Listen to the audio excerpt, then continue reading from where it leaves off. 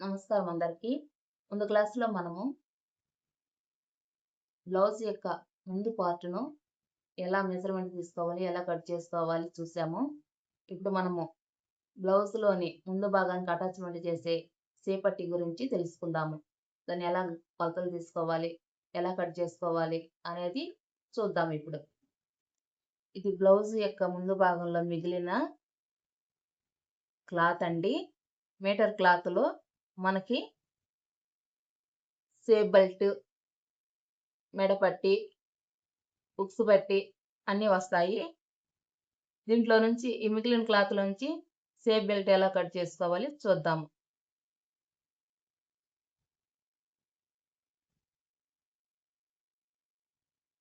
సేప్ belt అంటే ఎలా ఉంటదండి. ఈ సెపరేట్ చేశారు కదా గుడ్డ, ఇది సేప్ బెల్ట్ ఇంతవరకి. దీన్ని మనం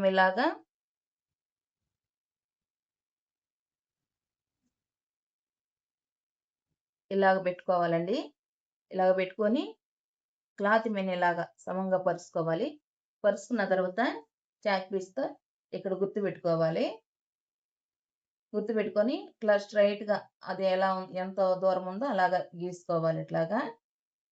మళ్ళీ ఇక్కడికొచ్చేసరికి ఇక్కడ వేలు పెట్టి గుర్తు పెట్టుకొని ఇట్లా వెనక్కి తిప్పి ఆ స్ట్రెయిట్ దాంట్లో ఇలాగ గుర్తు పెట్టాలి.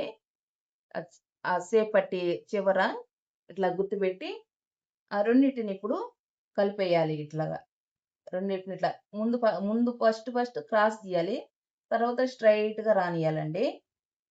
ఈ ముందు పక్కేమో కొంచెం క్రాస్ ఉండాలి. క్రాస్ ఉంటే మనకి షేప్ బాగా వచ్చుద్దనమాట.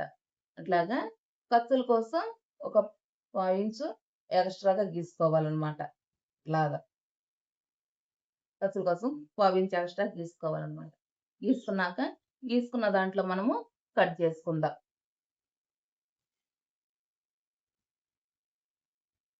ఇంతేనండి. సేప్ బెల్ట్ ఈజీ గీసుకోవటము. ఆది బ్లౌజ్‌లో ఎలా ఉందో సేప్ బెల్ట్ అలాగే కొలతలు తీసుకొని కట్ చేసుకుంటే మనకి సేప్ బెల్ట్ వచ్చేసినట్టే. ఇలాగా కొంచెం మనకు తీసుకున్న దానికన్నా కొంచెం ఎక్స్‌ట్రాగా తీసుకున్నామంటే మనకి జాకెట్ కుట్టేసరికి సరిపోయిద్దనమాట.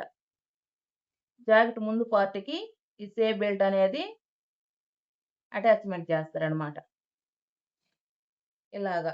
ఇవి 2 లేయర్స్. ఈ రెండిటిని